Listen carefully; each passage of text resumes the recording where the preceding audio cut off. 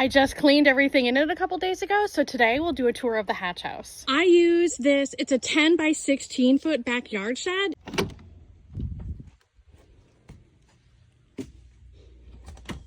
This is where the magic happens. We'll start right here at my egg packaging station.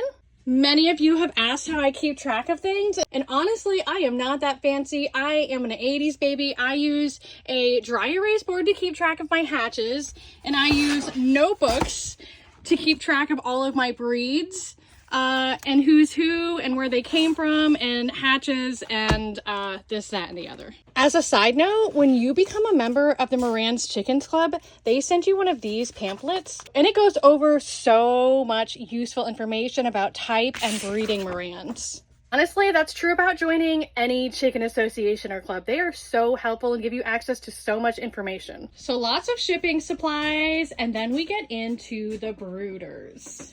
I love these brooders. I literally have zero complaints, but I do have some things that I changed, that I altered to make them more useful for my purposes. There are a few things to take note of though. I think these brooders say that they can hold like 20 chicks or whatever, and that is true for like the first week. But once those chicks start to grow, within like 2 to 3 weeks, 20 chicks is gonna outgrow these brooders so fast. By the time they're about 6 weeks, personally, I can't really keep more than 6 chicks comfortably in these brooders.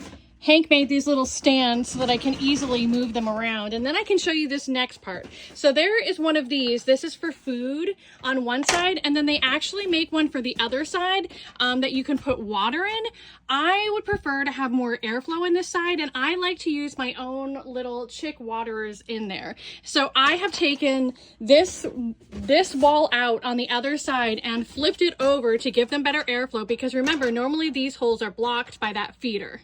The other thing that I have augmented in them is I don't like to use the heaters that come with them. So I have taken their heaters out. These are the heaters that come with them. They come out really easily. This just literally lifts up. And I like to use my own little Rent-A-Coop brooder plates in there. Those heater plates that come with it take up like 50% of the surface area of heat in there. They don't get real low. And you gotta think, these brooders are enclosed with plastic, so they actually hold heat really well in there. So my fear was that those brooder plates actually don't give the chicks enough space to get away from the heat if they wanted to.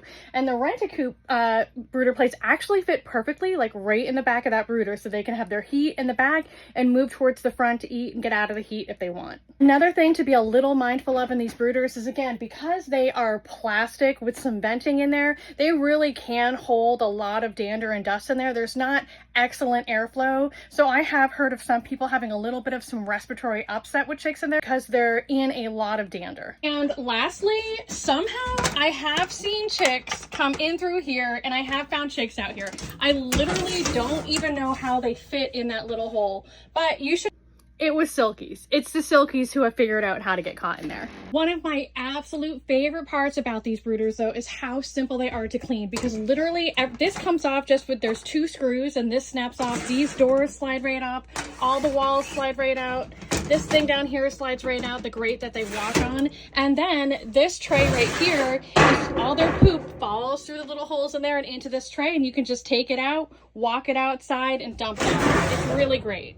I purchased these brooders in 2022, or maybe the beginning of 2023, about a year ago. And when I purchased them, they were about $250 a piece. And then for incubation, I like to run nurture rights, or I should say I am most familiar with the nurture rights, and therefore I continue to use the nurture rights. Right now, I am hatching those American Brass and mottled Brahma eggs from Miss Whitney Bissonette. And then these are some of my own Black Copper Moran's eggs, because I just want to hatch all of the little Dawn ones. One of the reasons why I have multiple nurture rights and multiple brooders is because I hatch multiple breeds that look very similar. The Black Copper Morans and olive eggers are almost identical when they hatch, especially those back-crossed olive eggers. And so I like to hatch them in different incubators and then brood them in different brooders, because sometimes even when using leg bands, they fall off. The same way that I found some hacks to make the brooders work better for me, the same is true for the nurture rates, because it's not without its problems. I actually just posted a video going in depth on some of my nurture rate 360 hacks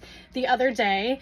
Full disclosure, I am going to get to a place financially where I can afford to replace my nurture rates with Brinseas. I really like the Brinsea incubators. I used to have the Sportsman GQF cabinet incubator, but I don't know how you guys do it. For some reason, I was having terrible hatch rates. Maybe it had something to do with the humidity. I don't know, but I ended up selling it and coming back to my nurture rates because I just stick with what's familiar, I guess. At this point, I don't really have any intention of like working hard with chicks. I don't want to sell chicks. I don't like hatching and raising chicks. It's very stressful for me. Most of the hatching I do is just to replenish and keep my own flocks moving forward.